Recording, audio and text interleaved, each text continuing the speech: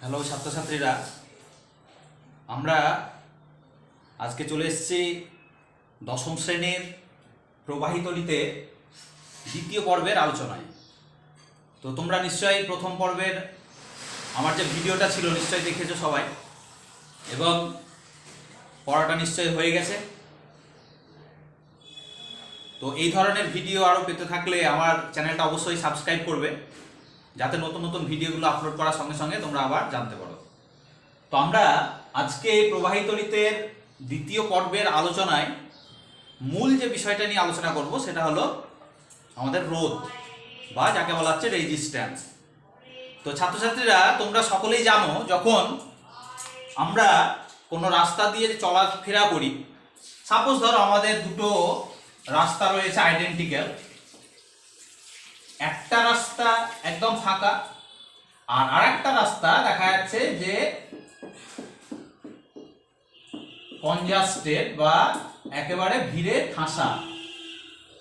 দেখা যাচ্ছে একটা শহরের দুটো পাশাপাশি রাস্তা আছে, একটার মধ্যে প্রচুর ভিড় মানুষজনের আর একটা ফাঁকা রাস্তা। তো তোমাদের যদি আমি বলি যে কোন রাস্তাটা দিয়ে আমাদের যেতে গেলে বাধাটা কম হবে বা তুমি অনেক বেশি তাড়াতাড়ি যেতে পারবে রাস্তার মধ্যে দিয়ে, সকলে নিশ্চয়ই উত্তরটা দেবে যে স্যার প্রথম রাস্তাটা। কেন? কারণ এখানে ফাঁকা, এখানে কোনো বাধা নেই, সুতরাং তুমি সহজেই সেই হেঁটে যাও, দৌড়ে যাও বা কোনো বাইক বা সাইকেলে যাও, তুমি কিন্তু সহজেই যেতে পারবে। অন্যদিকে দ্বিতীয় যে রাস্তাটা রয়েছে সেই রাস্তার মধ্যে দেখা যাচ্ছে যে যেহেতু ভিড় বেশি, সুতরাং এই রাস্তা দিয়ে তুমি হেঁটে বা সাইকেলে বা দৌড়ে যেভাবেই যাও না কেন, তোমার কিন্তু যেতে একটু সময় বেশি লাগবে, কারণ এখানে ভিড় থাকার জন্যে তোমার কিন্তু বাধাটা বেশি আসবে। তাহলে আমরা এই যে বাধা, অর্থাৎ একটার মধ্যে দিয়ে তুমি সহজেই যেতে পারছো আর একটার মধ্যে দিয়ে বাধাটা তোমার অনেক বেশি পেতে হচ্ছে, অনেক বেশি বেগ পেতে হচ্ছে, আমরা এই বিষয়টাকেই বলবো রোধ, যেটাকে আমরা বাধা বললাম বা প্রতিবন্ধক বললাম। তো আমাদের প্রবাহীর মধ্যে দিয়েও যখন কারেন্ট যায়, কোনো তারের মধ্যে দিয়ে বা প্রবাহীর মধ্যে দিয়ে যখন তড়িৎ প্রবাহিত হয়, তখন দেখা যায় যে সেই প্রবাহীর মধ্যেও এই ধরনের একটা বাধা উৎপত্তি বা একটা বাধা এসে থাকে।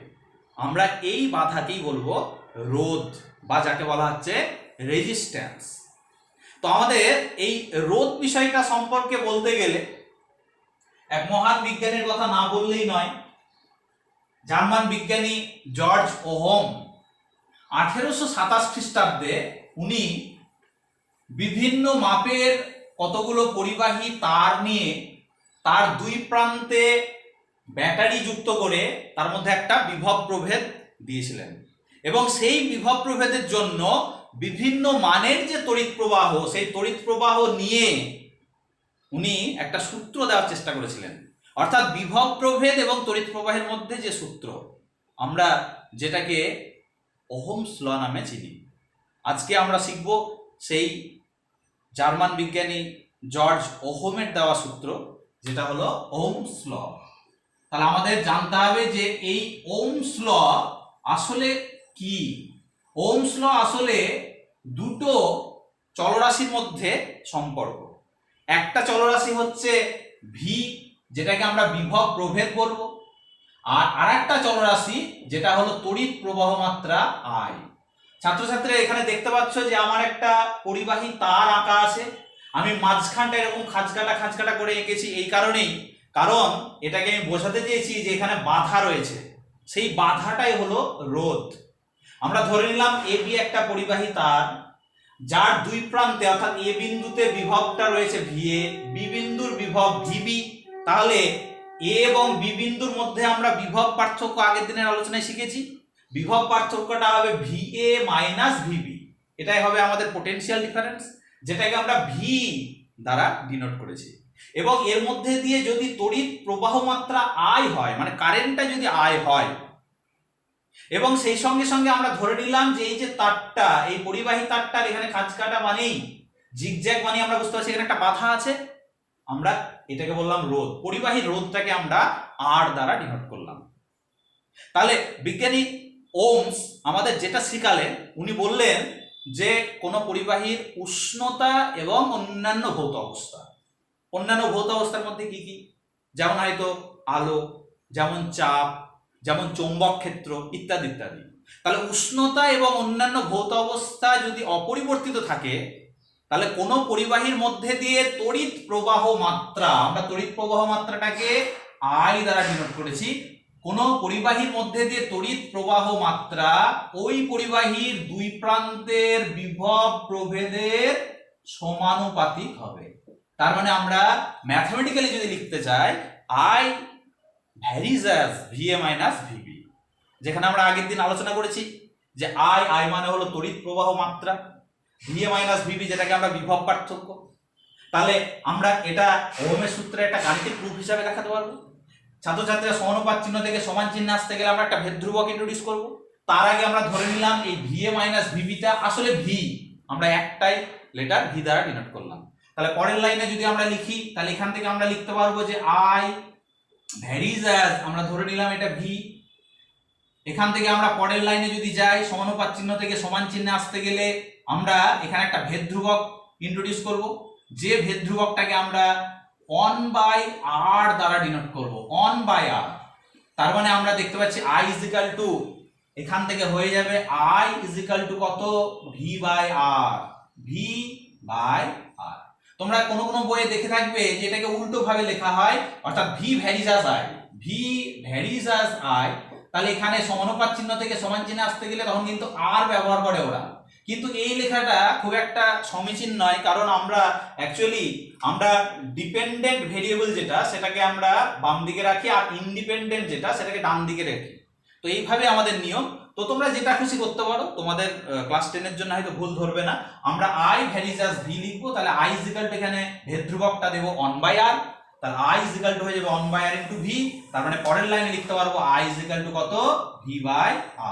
তুমি যদি এটাকে অন্য কোনো ফর্মে দেখতে চাও, তাহলে তুমি লিখতে পারবে v ইজিক্যাল টু হয়ে যাবে i ইনটু r। এটা একটা ফর্ম, আমরা ওহমস ল এটা ম্যাথমেটিক্যাল ফর্ম হিসেবে ব্যবহার করি। আবার কেউ যদি বলে স্যার r সমান লিখবো, তাহলে r সমান হয়ে যাবে দেখো v/i, এটাও একটা ওহমস ল একটা ম্যাথমেটিক্যাল ফর্ম। তো আমাদের যে কোনো একটা মাদার ইকুয়েশন তুমি মনে রাখবে, যে কোনো একটা রূপ মনে রাখতে পারলে তুমি অপর দুটো রূপে সহজেই যেতে পারবে। আমরা মনে রাখি এই সেকেন্ড যেটা, অর্থাৎ v ইজিক্যাল টু ir, এটাই হলো ওহমের সূত্রের গাণিতিক রূপ। নিশ্চয় বোঝা গেছে? তাহলে এক্ষেত্রে আমরা এটা মনে রাখার জন্য একটা পোটেনশিয়াল ডিফারেন্স, কারেন্ট এবং রেজিস্ট্যান্সের একটা ট্রায়াঙ্গেল কল্পনা করি, যেখানে বিভবটা ধরা হয়, বিভব পার্থক্যটা ধরা হয়েছে উপরে, আর আইটা ধরা হয়েছে নিচে, আরটাও নিচে রয়েছে। দেখো তুমি যদি ভি সমান লিখতে যাও, ভি সমান হবে আই ইন্টু আর। দেখো ভি সমান আই আর। কেউ যদি বলে স্যার আমি আই সমান লিখতে চাইছি, তাহলে আই সমান হবে দেখো ভি ওপরে নিচে আর, তার মানে আই সমান হবে V by R. I is equal to হয়ে যাবে ভি বাই আর। দেখো I is equal to V by R. আবার কেউ যদি বলে স্যার আমি আরটাকে পেতে চাইছি, তাহলে আরটাকে যদি পেতে চাইছে তাহলে আর সমান হবে দেখো ভি বাই আই, আর সমান ভি বাই আই। আমরা সহজেই কিন্তু এই ট্রায়াঙ্গেলটা যদি মনে রাখতে পারি, তাহলে কিন্তু আমরা ওহমস ল ফর্মুলো মনে রাখতে পারবো। তাহলে এই হলো আমাদের ওহমের সূত্র। ওহমের সূত্র থেকে যে বিষয়টা শিখতে হবে সেটা হলো আমাদের রোধের সংজ্ঞা, ডেফিনেশন অফ রেজিস্ট্যান্স, যেটা খুব ইম্পর্টেন্ট। তাহলে আমরা দেখো এখান থেকে রোধের সংজ্ঞা কিভাবে দিতে পারি। তাহলে রোধের সংজ্ঞা ওহমের সূত্র থেকে যদি লিখতে দেয়, তাহলে তোমাকে কিন্তু এই ফর্মটা ব্যবহার করতে হবে, মানে আর সমান ভি বাই আই। এই আরটাই হলো আমাদের পরিবাহীর রোধ। তাহলে আর সমান কত, ভি বাই আই। তাহলে আমরা যদি ডেফিনেশনটা দিতে চাই, তাহলে আমরা বলবো যে কোনো পরিবাহীর দুই প্রান্তের বিভব প্রভেদ এবং ওই পরিবাহীর মধ্যে দিয়ে তড়িৎ প্রবাহ মাত্রার যে অনুপাত, সেটাকেই বলা হবে ওই পরিবাহীর রোধ। তার মানে এক কথায় ভি এবং আই এর অনুপাতটাকেই বলবো আমরা রোধ। এটা হলো ওহমের সূত্র থেকে রোধের সংজ্ঞা। রোধের যদি সাধারণ সংজ্ঞা বলতে বলে, তাহলে আমরা কিন্তু রোধের সাধারণ সংজ্ঞা হিসেবে লিখব পরিবাহীর যে ধর্মের জন্য ওই পরিবাহী তার মধ্যে দিয়ে তড়িৎ প্রবাহের বিরুদ্ধে বাধার সৃষ্টি করে, আমরা সেই ধর্মটাকেই বলবো পরিবাহীর রোধ। একদম সহজ সরল ভাষায়। তাহলে রোধের ডেফিনেশন সাধারণ ডেফিনেশন চাইছে না ওহমস ল থেকে ডেফিনেশন চাইছে? যদি ওহমস ল থেকে ডেফিনেশন চায়, তাহলে কিন্তু তোমাকে এটা দিতে হবে, অর্থাৎ বিভব প্রভেদ এবং তড়িৎ প্রবাহ মাত্রার অনুপাতকে আমরা রোধ বলবো। কিন্তু যদি সাধারণ ডেফিনেশন বা কিছু না বলে, তাহলে আমরা বলবো যে ধর্মের জন্য কোনো পরিবাহী উহার মধ্যে দিয়ে তড়িৎ প্রবাহের বিরুদ্ধে বাধা সৃষ্টি করে সেটাকে আমরা রোধ বলবো। তবে আমার মনে হয় এই ডেফিনেশনটা মনে রাখাই ভালো, কারণ তোমার ওহমস ল থেকে ডেফিনেশন লিখতে দিলেও তুমি এটা লিখলে হবে, আবার সাধারণ ডেফিনেশন বললেও এটা লিখে দিলেও তুমি কিন্তু মার্কস পেয়ে যাবে। তাহলে আমরা শিখে গেলাম যে ডেফিনেশনটা কি। তাহলে এখান থেকে শিখলাম আমরা ওহমস ল, এখান থেকে শিখলাম আমরা রেজিস্ট্যান্স বা রোধ। নেক্সট আমাদের যেটা শিখতে হবে সেটা হলো ইউনিট বা একক। রোধের এককগুলো কি কি? আমাদের রোধের দুটো পদ্ধতিতে একক শিখতে হবে। সিজিএস পদ্ধতিতে যে রোধের একক সেটাকে বলি আমরা স্ট্যাট ওম। স্ট্যাট ওম এটা অনেকভাবে লেখা হয়, এইভাবে লেখা হয়। কেউ কেউ আবার এটাকে লিখতে পারে যে স্ট্যাট দিয়ে ওহমের একটা সিম্বল, অর্থাৎ এই সিগমা এই লেটারটা দিয়ে লেখা হয়, এটার নামটা হলো সিগমা, ক্যাপিটাল সিগমা।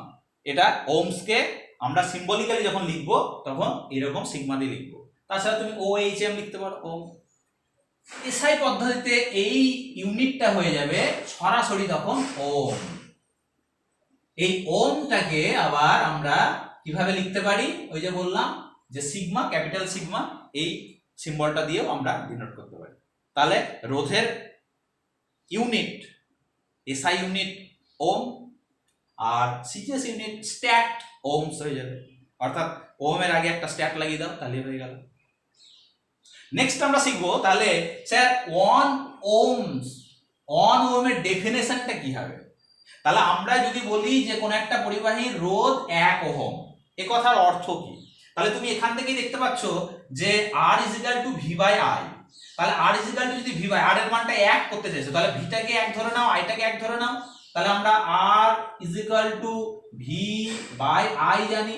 ভি এর জায়গাতে তুমি 1 ভোল্ট মনে মনে ভাবো, আর আইটাকে ধরে নাও 1 অ্যাম্পিয়ার। তাহলে দেখো এটাও 1 এটাও 1, তাহলে 1/1 মানে 1 হয়ে যাবে, এই একটাই হয়ে যাবে ওম। তাহলে আমরা এখান থেকে 1 ওহমের সংজ্ঞা দিতে পারবো। বলছে যে কোনো পরিবাহীর দুই প্রান্তে 1 ভোল্ট বিভব প্রভেদ বজায় থাকলে যদি ওই পরিবাহীর মধ্যে দিয়ে তড়িৎ প্রবাহ মাত্রাটা 1 অ্যাম্পিয়ার হয়, তাহলে ওই পরিবাহীর রোধটাকে বলা হবে 1 ওহম। বুঝা গেছে? নেক্সট আমরা যে জায়গাটায় যাব, তাহলে আমাদের শিখতে হবে এবার কন্ডাক্ট্যান্স বা যাকে বলে পরিবাহিতা। ছাত্রছাত্রীরা মনে রাখবে যে রোধ মানে হলো পরিবাহীর বাধা দেওয়ার একটা ধর্ম। এই রোধের যে রেসিপ্রোকাল, তার মানে তুমি যদি 1/R করে দাও, এই 1/R-টাকে বলবো আমরা পরিবাহিতা, যাকে আমরা Y দ্বারা ডিনোট করি। তাহলে পরিবাহিতা কাকে বলে? পরিবাহিতার সংজ্ঞাটা কি? পরিবাহিতার সংজ্ঞাটা বলছে যে কোনো পরিবাহীর রোধের রেসিপ্রোকাল বা রোধের অনন্যককেই বলা হবে ওই পরিবাহীর পরিবাহিতা। তার মানে রোধ মানে ছিল বাধা, আর পরিবাহিতা মানে বলছে কত সহজে কারেন্ট যেতে পারবে, সেই ধর্মটাকে কিন্তু ডিনোট করছে।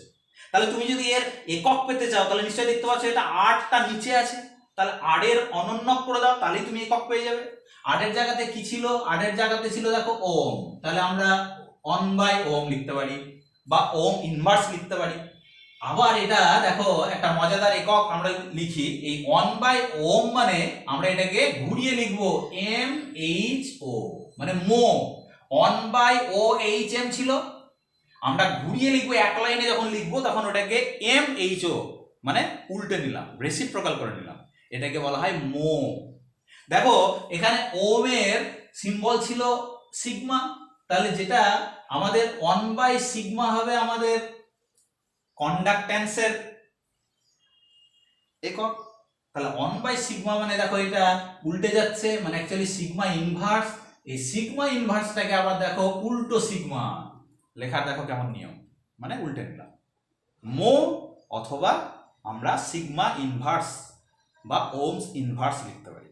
এটা হলো আমাদের পরিবাহিতা বা কন্ডাক্ট্যান্স যাকে বলা হচ্ছে, অর্থাৎ রোধের বিপরীত, যেটাকে বলবো আমরা পরিবাহিতা। নাম থেকে পরিষ্কার, পরিবাহিতা মানে কত সহজে কারেন্টকে সে পরিবাহিত হতে দেবে। পরিষ্কার? নেক্সট আমরা চলে যাবো এবার আইভি লেখচিত্র।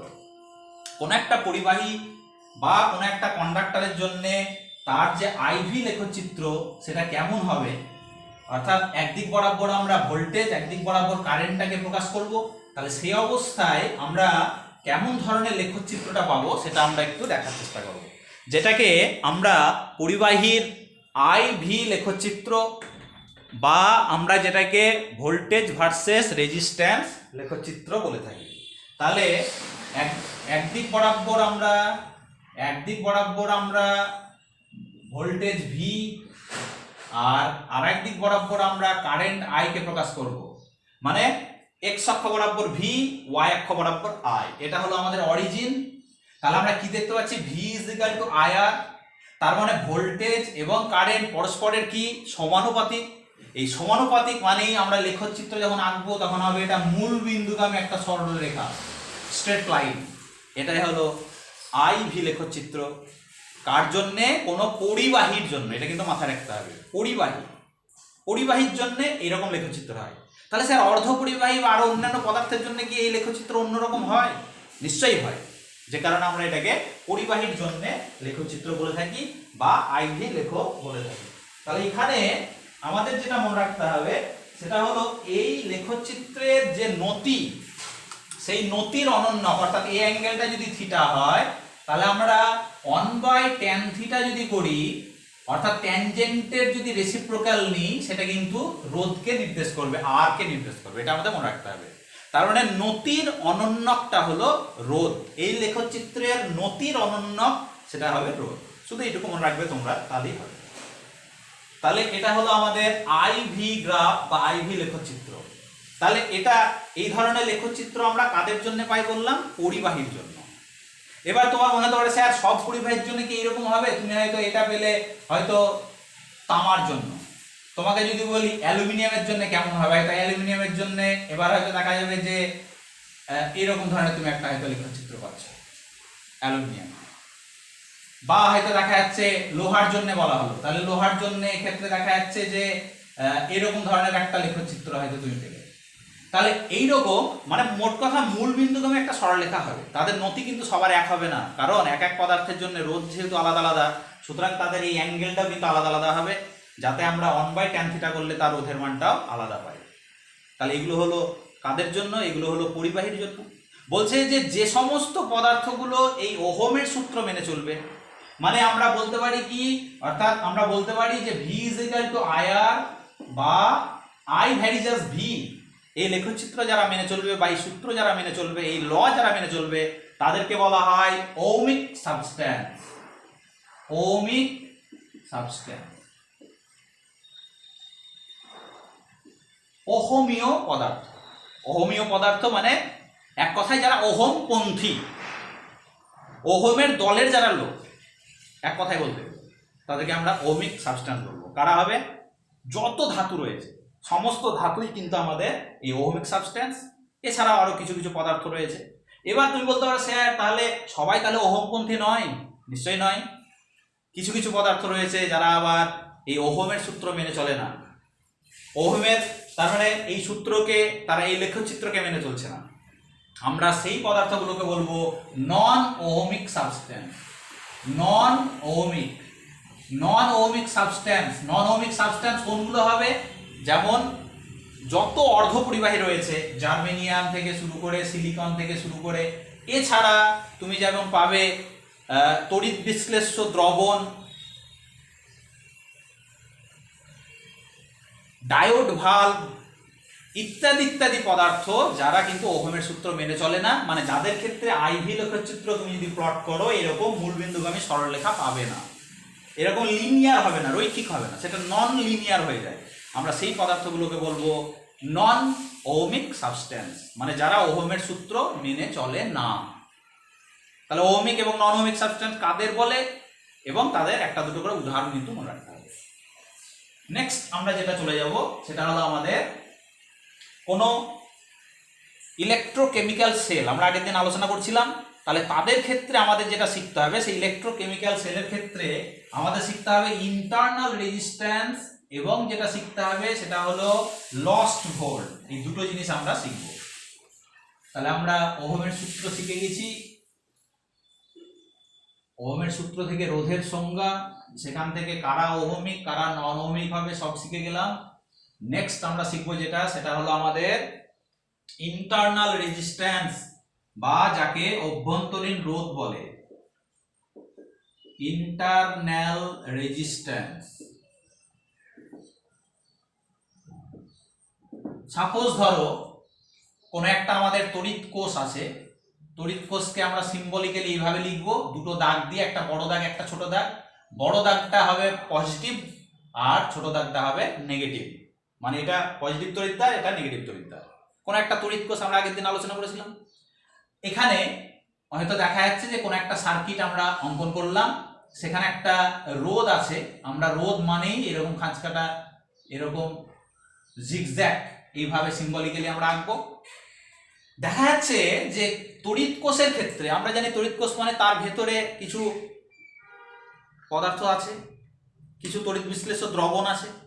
তাহলে বলছে যে এই তড়িৎ কোষের যখনই তুমি কোনো সার্কিটে যুক্ত করবে, যখন কারেন্ট পাঠাতে শুরু করবে, তখন দেখা যাবে সেই কারেন্টগুলো তড়িৎ কোষের মধ্যে দিয়ে যখন যাবে, সেই তড়িৎ কোষের মধ্যে দিয়ে যাওয়ার সময়, ভেতর দিয়ে যাওয়ার সময় সেই কোষের উপাদানগুলো তড়িৎ প্রবাহের বিরুদ্ধে একটা বাধার সৃষ্টি করে।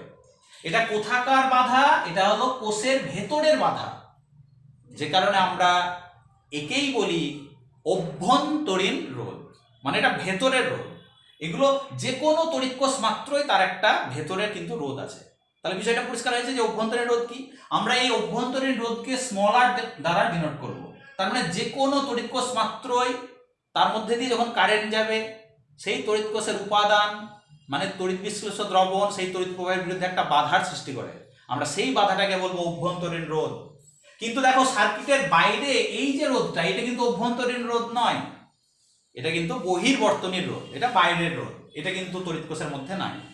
এটার মানটা আলাদা আলাদা হতে পারে, 10 ওহম হতে পারে, 20 ওহম হতে পারে, আলাদা মানের হতে পারে। তাহলে আমরা বুঝে গেছি যে কোষের অভ্যন্তরীণ রোধ কাকে বলে। এই অভ্যন্তরীণ রোধ যেহেতু আছে, আমরা এটা যেহেতু তড়িৎ কোষের মধ্যে থাকছে, সুতরাং সেটাকে আমরা পাশে একটু ছোট করে সিরিজে বা শ্রেণী সমবায় যুক্ত করে দেখিয়ে দিলাম, মানে এটা হলো তার অভ্যন্তরীণ রোধ। আমাদের ভেতরে তো আঁকা সম্ভব নয়, আমরা পাশেই দেখিয়ে দিলাম। এইটাই বোঝাচ্ছে যে আমাদের ব্যাটারি বা তড়িৎ কোষের অভ্যন্তরীণ রোধ স্মলার। বোঝা গেছে তার অভ্যন্তরীণ রোধ। অভ্যন্তরীণ রোধ কিসের উপর ডিপেন্ড করবে? নিশ্চয়ই তার মানে তড়িৎ কোষের উপর ডিপেন্ড করছে। তড়িৎ কোষের তড়িৎদ্বার দুটো কত দূরে রয়েছে তার উপর ডিপেন্ড করবে। তড়িৎ কোষের তড়িৎদ্বারগুলোর ক্ষেত্রফলের উপর ডিপেন্ড করবে। কি ধরনের তড়িৎ বিশ্লেষ্য দ্রবণ তুমি ব্যবহার করছো তার উপর ডিপেন্ড করবে এই ইন্টারনাল রেজিস্ট্যান্স বা অভ্যন্তরীণ রোধ। নেক্সট আমরা যে জায়গাটা শিখবো সেটা হলো আমাদের এখানে যদি তাহলে আমরা দেখি যে এই ব্যাটারিটা বা এই তড়িৎ কোষের তড়িৎচালক বলটা হলো ই, তাহলে ই যদি তড়িৎচালক বল হয়, তাহলে সেই ব্যাটারিটা দেখা যাচ্ছে বা সেই তড়িৎ কোষটা এই সার্কিটে কতটা কারেন্ট দিচ্ছে, আই। তাহলে আমরা এখান থেকে লিখতে পারবো, দেখো এখানে আমরা আগের দিন বা এক্ষুনি শিখলাম যে তড়িৎ প্রবাহ মাত্রা আই, আই সমান কি করে বের করি? মোট তড়িৎচালক বল বা মোট বিভব প্রভেদ যেটা হলো ই বাই আমরা নিচে কি দিয়ে ভাগ করি? আর দিয়ে, মানে মোট রোধ। মোট রোধ মানে এখানে কত হবে? মোট রোধ মানে দেখো একটা বাইরের রোধ আছে ক্যাপিটাল আর, আর দেখো ব্যাটারি বা তড়িৎ কোষের একটা অভ্যন্তরীণ রোধ আছে যেটাকে আমরা স্মল আর লিখবো। দেখো এইভাবে আমরা লিখতে পারি। কোথা থেকে এলাম? কেন আমরা ওহমের সূত্র থেকে আই ইজ ইকুয়াল টু এক্ষুনি তো শিখলাম V by R. I is equal to যদি ভি বাই আর হয়, তাহলে দেখো ভি মানে আমরা বিভব প্রভেদ বা তার জায়গায় আমরা তড়িৎচালক বল বসিয়ে দিলাম ব্যাটারিটার বা তড়িৎ কোষে, আর নিচে দেখো মোট রোধ, মোট রোধের জায়গায় বাইরের রোধ আর, আর তড়িৎ কোষের একটা অভ্যন্তরীণ রোধ আছে স্মল আর, হয়ে গেল। নেক্সট আমরা এটাকে বিভিন্ন রূপে তুমি লিখতে পারো। দেখো ই ইজ ইকুয়াল টু আমরা লিখতে পারবো আই দিয়ে গুণ করে দাও, I into capital R plus I into দেখো স্মল আর হয়ে যাবে। এখানে দেখো E is equal to I into capital R মানে বড় হাতের ভি, আর আই ইনটু স্মল আর মানে ছোট হাতের ভি। এই যে স্মল ভি, এই small V is equal to দেখো হয়ে যাচ্ছে ই মাইনাস ক্যাপিটাল ভি। আমরা এই স্মল ভিটাকে বলি লস্ট ভোল্ট, লস্ট ভোল্ট বা নষ্ট বিভব।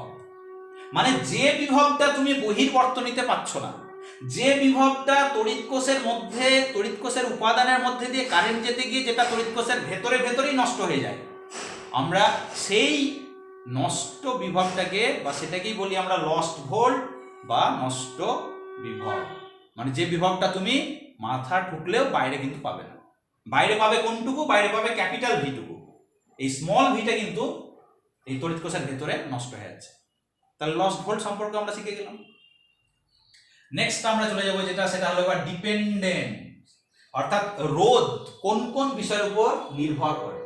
আমাদের শিখতে হবে এবার রোধের নির্ভরশীলতা। ছাত্রছাত্রীরা আমরা শিখে এলাম যে রোদ রোদ অবশ্যই নির্ভর করে কিসের উপর? উষ্ণতার উপর। প্রথমেই যেটা বললাম টেম্পারেচার বা যেটাকে বলা হচ্ছে উষ্ণতা। তাহলে এই রেজিস্ট্যান্স বা রোদ রোদ নির্ভর করে উষ্ণতার উপর, অবশ্যই আমরা শিখলাম যেটা। এছাড়াও আরো কতগুলো বিষয়ের উপর ডিপেন্ড করবে, যেমন কোনো পরিবাহী তারের দৈর্ঘ্য, পরিবাহী তারের প্রস্থচ্ছেদের ক্ষেত্রফল এবং পরিবাহী তারের উপাদানের উপর নির্ভর করবে রোধ। তাহলে রোধের ডিপেন্ডেন্ট এই যে রেজিস্ট্যান্স বা রোধ, এই রোধ তাহলে নির্ভর করে আমাদের মেনলি চারটে বিষয়ের উপর। নাম্বার ওয়ান একটা হলো দেখো উষ্ণতা বা টেম্পারেচার, যেটাকে বলবো আমরা টেম্পারেচার। নাম্বার টু যেটাকে বলি পরিবাহী তারের দৈর্ঘ্য, দৈর্ঘ্যের উপর। নাম্বার থ্রি পরিবাহী তারের প্রস্থচ্ছেদের ক্ষেত্রফল। আর নাম্বার ফোর পরিবাহী তারের উপাদান, উপাদানের উপর ডিপেন্ড করবে, মানে কি মেটেরিয়ালের তৈরি সেই মেটেরিয়ালের উপাদানের উপর ডিপেন্ড করছে রোধ। তাহলে রোধ চারটে বিষয়ের উপর নির্ভর করবে, মনে রাখবেন। এছাড়া আরো অন্যান্য উপাদানের উপর নির্ভর করে কিছু কিছু বিশেষ পরিস্থিতিতে। কিছু কিছু পদার্থ আছে যাদের জন্য, যেমন চাপের উপরে, আলোর উপরে, যেমন চৌম্বক ক্ষেত্র। যেমন সাধারণত দেখা যায় যারা তোমার অধাতু, তাদের ক্ষেত্রে চাপ বাড়ালে রোধ কমে যায়। আবার যেমন রয়েছে তোমার বিসমাথ, বিসমাথের ক্ষেত্রে চৌম্বক ক্ষেত্র বাড়ালে রোধ বাড়ে। যেমন সেলেনিয়াম, সেলেনিয়ামের উপর আলোর তীব্রতা যত বাড়বে তত আবার তার রোধ কমে যায়। তো সেগুলো কিছু ব্যতিক্রমী পদার্থ রয়েছে। তাহলে আমাদের মনে রাখতে হবে মেনলি চারটে বিষয়ের উপর কোনো ধাতব উপাদান বা ধাতুর রোধ নির্ভর করে। একটা হলো উষ্ণতা, একটা হলো পরিবাহী তারের দৈর্ঘ্য, একটা প্রস্থচ্ছেদের ক্ষেত্রফল, একটা হলো উপাদান। নেক্সট আমরা এই বিষয়গুলোর উপর এবার স্পেসিফিক আমরা একটা একটা করে আলোচনা করব। উষ্ণতা তো শুনেই গেছি আমরা, যে আমরা সাধারণত দেখা যায় পরিবাহী তারের উষ্ণতা বাড়লে রোধ বাড়ে। যারা পরিবাহী তাদের ক্ষেত্রে উষ্ণতা যত বাড়াবে তাদের আবার রোধ বাড়ে, আর উষ্ণতা কমলে রোধ কমবে। মানে যত গরম করবে কোনো একটা পরিবাহী তারকে, তার কিন্তু রোধ বা বাধা তত কিন্তু বেড়ে যাবে, তার মধ্যে যে কারেন্ট যেতে সে কিন্তু তত বেশি বাধা পাবে। যত ঠান্ডা করবে তার রোধ আবার কমে যাবে। এটা কাদের জন্য? এটা ধাতব পরিবাহী। অন্যদিকে যারা অর্ধ পরিবাহী তাদের ক্ষেত্রে আবার উষ্ণতা বাড়লে আবার রোধ কমে যায়, মানে উল্টো। পরিবাহীর উল্টোটা হয় অর্ধ পরিবাহীর জন্য। আমরা সেগুলো যাচ্ছি বিস্তারিতভাবে। আমরা আজকে যেটা শিখবো সেটা হলো আমাদের দৈর্ঘ্যের উপর যেটা ডিপেন্ডেন্ট, আমরা সেটা আলোচনা করব। ধরো কোনো একটা পরিবাহী তারের দৈর্ঘ্য এল, তাহলে দৈর্ঘ্যের উপর কিভাবে নির্ভর করে? বলছে যে রোধ পরিবাহী তারের দৈর্ঘ্যের সমানুপাতিক, মানে আর ভ্যারিজ অ্যাজ এল। যার দৈর্ঘ্য যত বাড়বে তার রোধ তত বাড়বে। কিন্তু তার আগে মনে রাখতে হবে পরিবাহীটার উষ্ণতা, প্রস্থচ্ছেদের ক্ষেত্রফল এবং উপাদান যেন অপরিবর্তিত থাকে। ধরো আমরা এখানে দুটো আইডেন্টিক্যাল পরিবাহী তার নিয়েছি, একটার দৈর্ঘ্য কম আর একটার দৈর্ঘ্য ধরো বেশি। দুটো একই ধরনের, একই উপাদানের, তাদের প্রস্থচ্ছেদের ক্ষেত্রফল, মানে প্রস্থচ্ছেদের ক্ষেত্রফল মানে এই যে মোটা বা সরুর ব্যাপারটা যেটা বোঝাচ্ছে, এই প্রস্থচ্ছেদের ক্ষেত্রফলটা দুটোরই এক, তাদের উপাদান এক, তাদেরকে একই উষ্ণতায় রেখেছি, মানে একই কন্ডিশনে রেখেছি। তাহলে এই অবস্থায় একটার দৈর্ঘ্য দেখো L1, একটার দৈর্ঘ্য L2, মানে একটা ছোট তার একটা বড় তার। তাহলে ছাত্রছাত্রীরা বলো তো যে কোনটার ক্ষেত্রে রোধ বেশি হবে? একদম নিশ্চিত রূপে যার দৈর্ঘ্য বেশি তার রোধ কিন্তু বেশি, আর যার দৈর্ঘ্য কম তার রোধ কম। তোমরা সাধারণ অভিজ্ঞতা থেকে বলতে পারবে। তোমাদেরকে একটা অল্প দূরত্ব রাস্তা আমি হয়তো যেতে বললাম, তাহলে তাতে তোমাদের যতটা কষ্ট হবে, তোমাকে যদি আরো বেশি দূরের রাস্তা আমি যেতে বলি, নিশ্চয়ই তোমার কষ্টটা বা তোমার শক্তির ক্ষয়টা অনেক বেশি হবে। সুতরাং বুঝতে পারছো যে দৈর্ঘ্য কম মানে রোধ কম, দৈর্ঘ্য বেশি মানে রোধ বেশি। তার মানে সরাসরি সরল সম্পর্ক। দ্বিতীয় যে বিষয়টা শিখতে হবে সেটা হলো আমাদের প্রস্থচ্ছেদের ক্ষেত্রফল। অর্থাৎ এই প্রস্থচ্ছেদের ক্ষেত্রফল যেটাকে আমরা এ দ্বারা ডিনোট করছি, এই প্রস্থচ্ছেদের ক্ষেত্রফলের উপর কিভাবে ডিপেন্ড করে। সাপোজ ধরো এবার দুটো পরিবাহী তার নিলাম একই দৈর্ঘ্যে, একটা ধরো একটু সরু, একটা একটু সরু, আর একটা দেখা যাচ্ছে যে একটা মোটা মোটা পরিবাহী তার। দুটোর দৈর্ঘ্য কিন্তু এক। ছাত্রছাত্রীরা আমরা দেখতে পাচ্ছি যে দুটোর দৈর্ঘ্য আমরা ধরে নিয়েছি কি সমান, কিন্তু একটার প্রস্থচ্ছেদের ক্ষেত্রফল যেটা কম আর একটা প্রস্থচ্ছেদের ক্ষেত্রফল যেটা কিনা বেশি। যাদের দৈর্ঘ্য এক, যাদের উপাদান এক, যাদেরকে একই উষ্ণতায় রেখেছি, শুধু আলাদা কি, আলাদাটা হলো একটা প্রস্থচ্ছেদের ক্ষেত্রফল কম মানে সরু, আর একটা প্রস্থচ্ছেদের ক্ষেত্রফল বেশি মানে মোটা। তাহলে দেখা যাচ্ছে যে ওই পরিবাহীর রোধ পরিবাহীর প্রস্থচ্ছেদের ক্ষেত্রফলের ব্যস্তানুপাতিক, মানে আর ভ্যারিজাস 1/a, মানে যেটা সরু যার প্রস্থচ্ছেদের ক্ষেত্রফল কম তার ক্ষেত্রে রোধ হবে বেশি, আর যেটা মোটা যার প্রস্থচ্ছেদের ক্ষেত্রফল বেশি তার ক্ষেত্রে রোধটা হবে কম। তোমরা সবাই জানো যে একটা সরু পাইপ একটা মোটা পাইপ, দুটোর মধ্যে দিয়ে জল যাচ্ছে। দেখো মোটা পাইপে সহজেই জলটা চলে যাবে, অনেক বেশি পরিমাণে জল যাবে, কিন্তু সরু পাইপের ক্ষেত্রে বাধাটা কিন্তু অনেক বেশি। দেখা যাচ্ছে যে একটা সরু রাস্তা রয়েছে, একটা বড় রাস্তা রয়েছে। তুমি হয়তো কোনো গাড়ি নিয়ে যাচ্ছ, তুমি বড় রাস্তাটা দিয়ে সহজেই যেতে পারবে, কিন্তু দেখা যাচ্ছে সরু রাস্তা দিয়ে গেলে তোমাকে কিন্তু সাবধানে যেতে হবে, কোথায় তো ঠেকে যেতে পারে, আটকে যেতে পারে। তার মানে সরুটার ক্ষেত্রে হবে রোধ বেশি, মোটাটার ক্ষেত্রে হবে রোধ কম। তার মানে ব্যস্ত সম্পর্ক। আমরা এই দুটোকে যদি কম্বাইন করি, দেখো দুটোরই আমরা কি দেখতে পাচ্ছি যে দুটোরই বাম পক্ষে আছে আর। তাহলে আমরা যৌগিক ভেদে সূত্রানুযায়ী এদেরকে কম্বাইন করি, তাহলে যৌগিক ভেদে সূত্রানুযায়ী এই দুটোকে যদি আমরা কম্বাইন করি তাহলে দেখো পেয়ে যাবো আর ভ্যারিজ অ্যাজ L/A। এখানে সমানুপাত চিহ্ন থেকে সমান চিহ্ন আসতে গেলে একটা ভেদ ধ্রুবক আসবে, এই ভেদ ধ্রুবকটাকে ডিনোট করা হবে রো দ্বারা, রো মানে পি এর মতো একটু বাঁকানো হবে, রো ইনটু L/A। এই রোটা কি? রোটাকে বলা হবে রোধাঙ্ক। এই রোকে আমরা কি নামে চিনবো? রো সিম্বলটার নাম রো, কিন্তু এটা আসলে পরিবাহীর কাকে নির্দেশ করছে? রোধাঙ্ককে, বা যাকে আপেক্ষিক রোধও বলা হয়। রোধাঙ্ক বা আপেক্ষিক রোধ, রেজিস্টিভিটি বা যাকে স্পেসিফিক রেজিস্ট্যান্স আমরা বলে থাকি। তাহলে এখান থেকে আমাদের শিখতে হবে এবার রোধাঙ্কের ডেফিনিশন। সিম্বলটা হলো রো, আর এটা ডিনোট করছে বা এটা রিপ্রেজেন্ট করছে কাকে? রোধাঙ্ককে। এটা মনে রাখবে। রোধাঙ্কের সংজ্ঞা কি? দেখো এখান থেকে রোধাঙ্কের সংজ্ঞা দিতে গেলে তুমি এলটাকে মানে তারের দৈর্ঘ্যটাকে একক ধরে নাও, প্রস্থচ্ছেদের ক্ষেত্রফলটাকে একক ধরে নাও। দেখো তো ছাত্রছাত্রীরা আমরা কি দেখতে পাচ্ছি? তাহলে আর সমানই তো রো হয়ে যাচ্ছে। তাহলে বলছে যে একক দৈর্ঘ্য এবং একক প্রস্থচ্ছেদের ক্ষেত্রফল যুক্ত কোন পরিবাহীর দুই প্রান্তের রোধটাকেই বলবো আমরা ওই পরিবাহীর উপাদানের রোধাঙ্ক। ধরো এটার প্রস্থচ্ছেদের ক্ষেত্রফল 1 সেন্টিমিটার স্কোয়ার, এটার দৈর্ঘ্যটা 1 সেন্টিমিটার, তাহলে এই পরিবাহীর দুই প্রান্তের যে রোধ হবে সেটাকে বলবো আমরা ওই পরিবাহীর উপাদানের রোধাঙ্ক। বোঝা গেছে? রোধাঙ্কের আমরা শিখবো এবার একক। সিজিএস পদ্ধতিতে আমরা রোধাঙ্কের একক যেটা লিখি, সিজিএস পদ্ধতিতে রোধাঙ্কের একক stat ohm centimetre, stat ohm centimetre. SI পদ্ধতিতে এটা হয়ে যাবে, রোধাঙ্কের এককটা হয়ে যাবে ওম মিটার, ওম মিটার। তুমি এটা সিম্বলিক্যালি লিখতে পারো বা OHM বা ওহম বানান করে লিখতে পারো, ওহম মিটার বা ওম মিটার। এটা হলো এসআই পদ্ধতিতে রোধাঙ্কের একক, এটা হলো সিজিএস পদ্ধতিতে স্ট্যাট ওহম সেন্টিমিটার, এটা হলো রোধাঙ্কের একক। বোঝা গেছে নিশ্চয়ই? ঠিক আছে। নেক্সট আমরা যেটা শিখবো সেটা হলো আমাদের এবার পরিবাহিতাঙ্ক। এটা ছিল রোধাঙ্ক। এই রোধাঙ্কের অনন্যক যেটাকে সিগমা দ্বারা ডিনোট করা হবে, যেটা 1/ρ, এটাকে বলি আমরা পরিবাহিতাঙ্ক।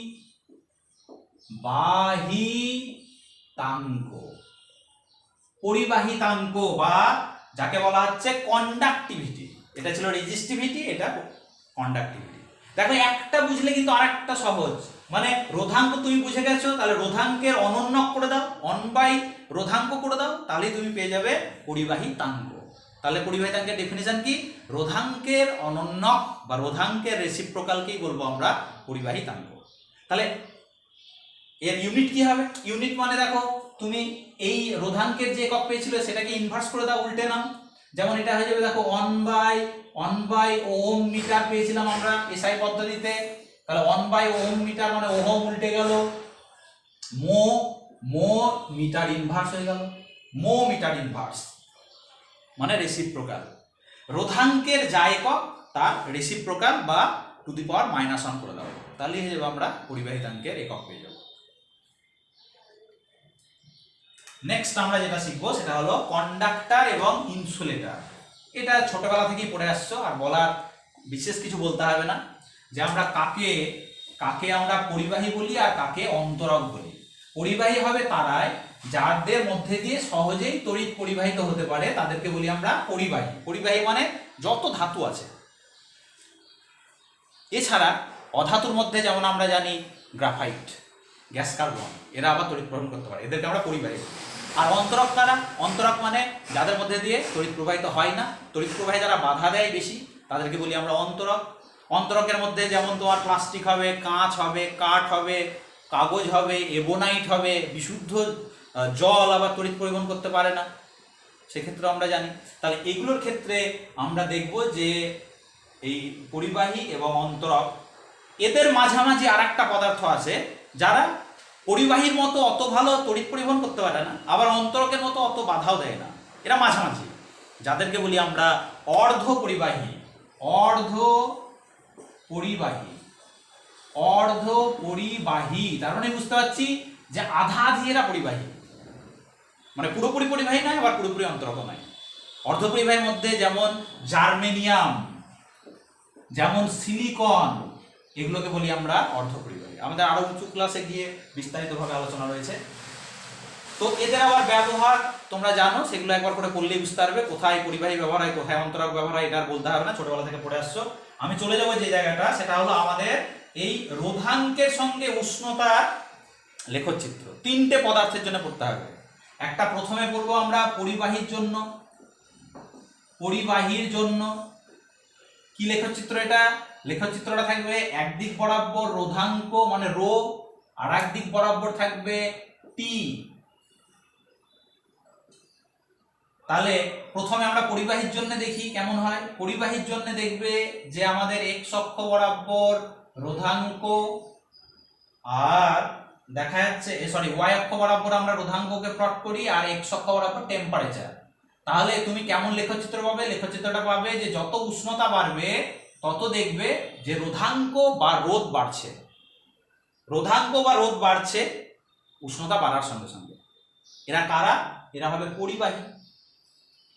অর্ধ পরিবাহীর ক্ষেত্রে কেমন লেখচিত্র পাবে? অর্ধ পরিবাহীর ক্ষেত্রে তুমি যেটা লেখচিত্র পাবে, যে এদিক বরাবর টেম্পারেচার, এদিক বরাবর রোধাঙ্ককে যদি প্লট করো, তাহলে দেখবে এদের ক্ষেত্রে আবার এরকম ভাবে কমছে, মানে যত উষ্ণতা বাড়ছে রোধাঙ্ক কমে যাচ্ছে। এরা কারা? এরা হলো অর্ধ পরিবাহী। অর্ধ পরিবাহীর জন্য রো টি লেখচিত্র, রো ভার্সেস টি লেখচিত্র। তুমি আবার সিগমাতে আসতে পারো। আমরা যেটা পড়েছিলাম যে সিগমা মানে দেখো 1/ρ, রোধাঙ্কের রেসিপ্রোকাল, যেটাকে আমরা পরিবাহিতাঙ্ক আগেই বললাম। তুমি সেই সিগমার সঙ্গে লেখচিত্র আসতে পারো, সেটা আমাদের এখন আমরা অত জটিল করব না, আরো উঁচু ক্লাসে গিয়ে সেই বিষয়গুলো শিখবো। আর আরেকটা যেটা শিখতে হবে সেটা হলো আমাদের সুপার কন্ডাক্টর বা অতি পরিবাহীর জন্য এই লেখচিত্রটা কেমন হয়। ছাত্রছাত্রীরা, কিছু কিছু পদার্থ আছে যারা 0 কেলভিনের কাছাকাছি তাপমাত্রায়, মানে খুবই লো টেম্পারেচারে গেলে যাদের রোধ শূন্য হয়ে যায়। ভাবতে একটু অবাক লাগছে যে রোধ আবার শূন্য, স্যার, তাহলে এই ধরনের তার যদি ব্যবহার করতাম তাহলে আমাদের বিদ্যুতের অপচয় হতো না। একদম ঠিক তাই, কিন্তু সমস্যা একটাই, তাপমাত্রাটাকে রাখতে হবে 0 কেলভিনের কাছাকাছি। দেখা যাচ্ছে অ্যালুমিনিয়াম, পারদ ইত্যাদি, যেমন সিলভার ইত্যাদি পদার্থের ক্ষেত্রে দেখা যায় যে, যেমন পারদের ক্ষেত্রে দেখা যাচ্ছে যে 4.2 কেলভিনে গেলে দেখা যায় যে এর রোধ প্রায় শূন্য হয়ে যায়। তাহলে তার ক্ষেত্রে তুমি যদি লেখচিত্রটা দেখার চেষ্টা করো, একদিক বরাবর টেম্পারেচার, একদিক বরাবর রো, তাহলে তুমি দেখতে পাবে যে এদের ক্ষেত্রে লেখচিত্রটা দেখবে এইভাবে এসে আস্তে আস্তে আস্তে আস্তে দেখবে 0-র কাছাকাছি চলে এলো। তার মানে 0-তে চলে এলো। এটা কোন তাপমাত্রায়? প্রায় 4.2 কেলভিনে। তাহলে আমরা বুঝতে পারছি যে এই লেখচিত্রটা এটা কার জন্য? এটা সুপার কন্ডাক্টরের জন্য, অতি পরিবাহীর জন্য। এই রো ভার্সেস টি লেখচিত্রটা এরকম হয়, মানে 0-তে চলে আসছে রোধ বা রোধাঙ্ক কত তাপমাত্রায়? 0 কেলভিনের কাছাকাছি। 4.2 কেলভিন যেমন পারদের জন্য হয়, 2.7 যেমন আমরা দেখতে পাই অ্যালুমিনিয়ামের জন্য হয়। এরকম বিভিন্ন ধরনের রয়েছে, সেগুলো আরো উঁচু ক্লাসে গিয়ে আমরা বিস্তারিত শিখবো। নেক্সট আমরা যেটা শিখবো সেটা হলো রোধের সমবায়। রোধের সমবায় বা যাকে বলা হচ্ছে কম্বিনেশন অফ রেজিস্ট্যান্স। তো আমরা রোধের দুই ধরনের সমবায় পেয়ে থাকি। একটাকে বলি রোধের শ্রেণী সমবায়, আর একটাকে বলি রোধের সমান্তরাল সমবায়। ছাত্রছাত্রীরা, তোমরা অনেকেই দেখবে যে আমাদের কোনো সার্কিট বা কোনো বর্তনীর ক্ষেত্রে আমরা দেখতে পাই যে এখানে যেমন একটা রোধ আছে, এরকম একাধিক রোধ ব্যবহার হচ্ছে। তাহলে আমরা সেইগুলোকে বলি রোধের সমবায়। রোধের সমবায় বা কম্বিনেশন অফ রেজিস্ট্যান্স। তাহলে এই রোধের সমবায় মানে কি রকম? দেখা যাচ্ছে যে এখানে একটা রোধ, এখানে আরেকটা রোধ, দেখা যাচ্ছে এটা R1, এটা R2, এখানে হয়তো দেখা যাচ্ছে আরো একটা রোধ R3। তাহলে দেখো এখানে বিষয়টা আমরা তিনটে রোধ এইভাবে যুক্ত করেছি। তুমি বিভিন্ন ভাবে যুক্ত করতে পারো, তিনের ততোধিক তুমি যুক্ত করতে পারো, আমরা এগুলোকে বলি সমবায়। তাহলে এই সমবায়ের ক্ষেত্রে আমাদের একটা জিনিস শিখতে হবে, সেটা হলো ইকুইভ্যালেন্ট রেজিস্ট্যান্স বা তুল্য রোধ। তুল্য রোধ, আমরা তুল্য রোধ কাকে বলবো? বলছে যে কোনো বর্তনীর ক্ষেত্রে এতগুলো রোধ যুক্ত করেছো, তাতে দেখা গেল দুই প্রান্তে এখানে হয়তো বিভব প্রভেদ VA মাইনাস VB ছিল, তার মানে যেটা ছিল V, এবং তার জন্য কারেন্ট পাচ্ছিলে তুমি I। তুমি এই দুই বিন্দুর মধ্যে একটাই রোধ যুক্ত করো, একটা, মাত্র একটা রোধ আমরা যুক্ত করলাম। A আর B বিন্দুর মধ্যে বিভব প্রভেদ সেই VA মাইনাস VB, এবং তাতে যদি কারেন্ট একই যায়, I মানেরই কারেন্ট যায়, তাহলে আমি কি বলতে পারবো না এই তিনটে যে কাজ দিচ্ছিল এই একাই সেই কাজ দিচ্ছে?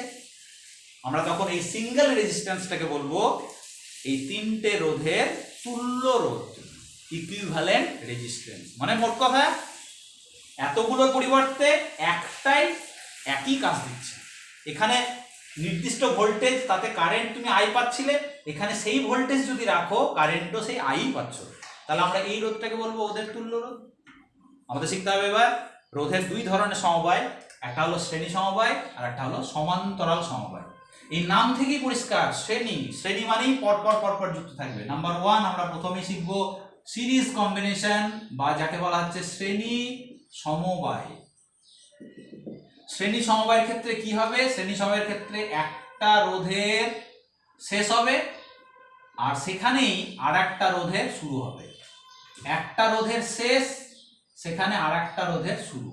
তার মানে শ্রেণী সমবায় আমরা কাকে বলবো? যে সমবায়ের ক্ষেত্রে দেখা যায় যে একটা রোধের শেষ প্রান্ত অপর রোধের প্রথম প্রান্তের সঙ্গে যুক্ত হচ্ছে, একটা রোধের শেষ প্রান্ত অপর রোধের প্রথম প্রান্তের সঙ্গে যুক্ত হচ্ছে, আমরা সেই সমবায়কে বলবো শ্রেণী সমবায়। সাপোজ ধরো এই রোধটার মান R1, এটার মান R2, এটার মান R3। ভালো করে বুঝে নাও, আমরা এখানে এই বিন্দুটার নাম দিলাম A, এটার নাম দিলাম B, এটার নাম দিলাম C, এটার নাম দিলাম D। আমরা ধরে নিলাম এখানে বিভব পড়ছে কতটা? VA, এখানে VB, এখানে VC, এখানে VD। তাহলে ছাত্রছাত্রীরা আমরা এই অবস্থায় দেখতে পাচ্ছি যে এদের মধ্যে দিয়ে যে কারেন্ট যাবে সেই কারেন্টটা I। মনে রাখবে শ্রেণী সমবায়ের ক্ষেত্রে প্রত্যেকটা রোধের মধ্যে দিয়ে একই মানের কারেন্ট যাবে, মানে এর মধ্যে যে কারেন্ট ঢুকছিল I, এখানেও কারেন্ট যাবে I, এখানেও কারেন্ট যাবে I, এর মধ্যে দিয়ে কারেন্ট বেরিয়ে আসবে কত? I।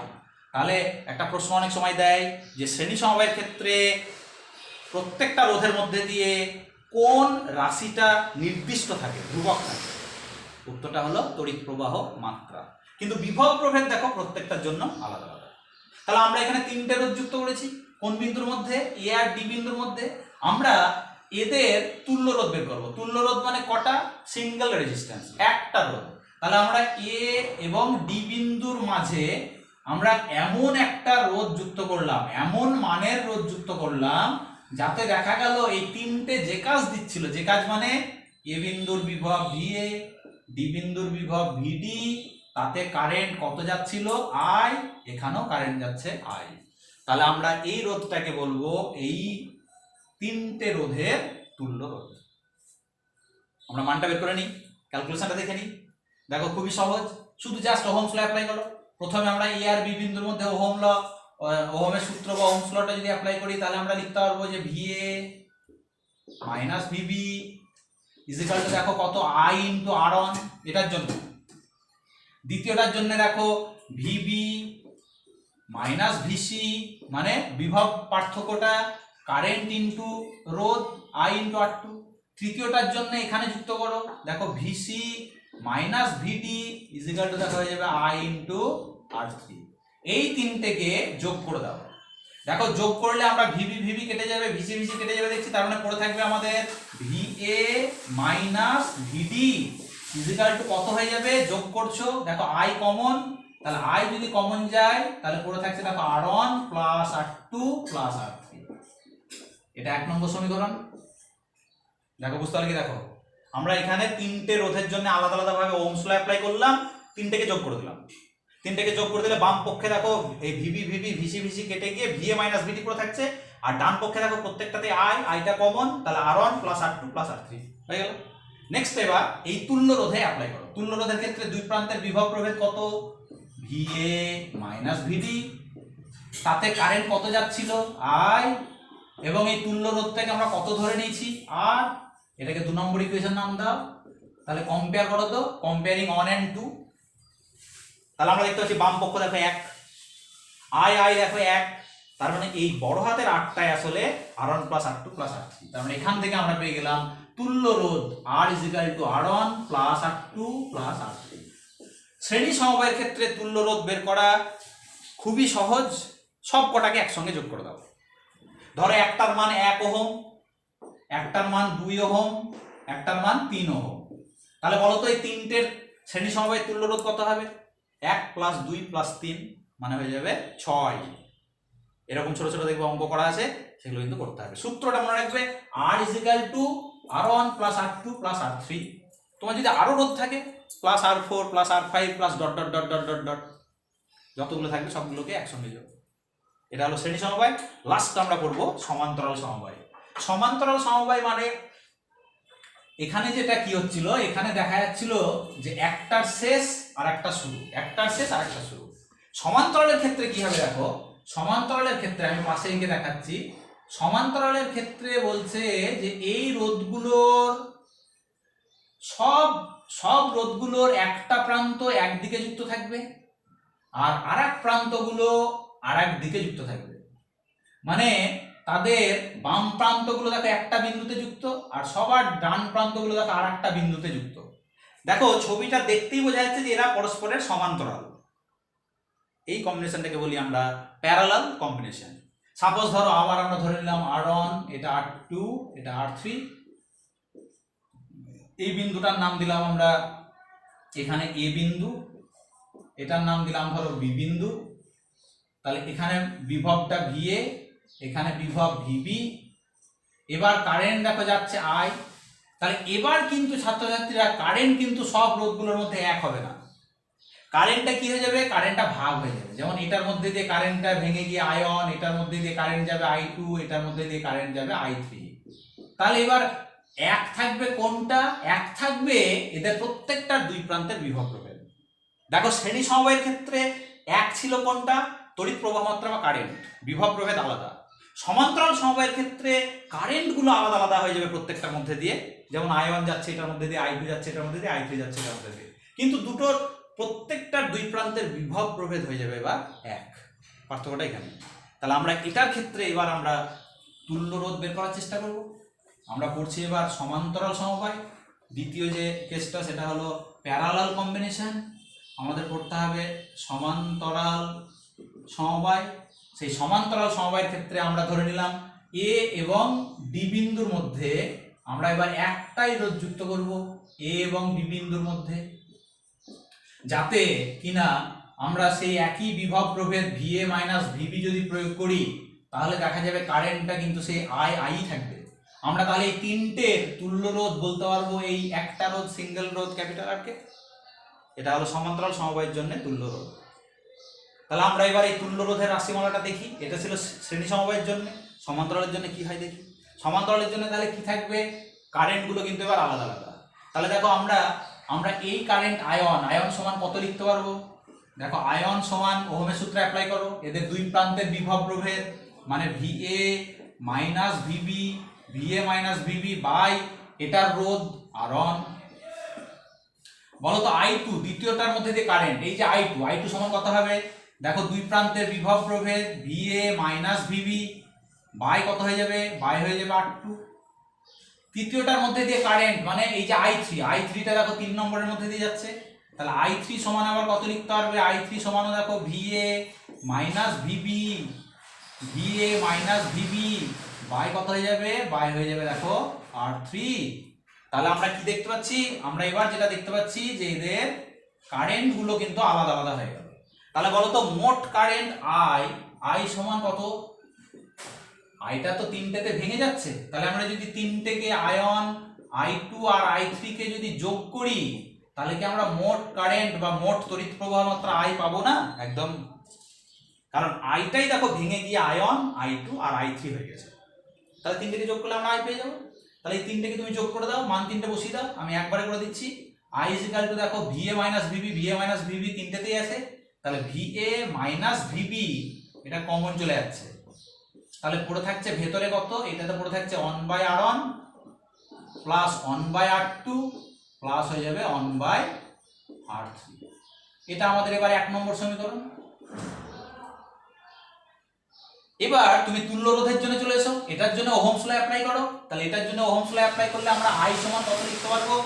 I সমান দেখো এটার জন্য লেখা যাবে VA minus VB by R, তার মানে এটাকে আমরা 1/R করে লিখলাম। তাহলে এটা 2 নম্বর equation. Comparing 1 and 2 we get 1/R is equal to হয়ে যাচ্ছে তাহলে 1/R1 প্লাস 1/R2 প্লাস হয়ে যাচ্ছে কত 1/R3।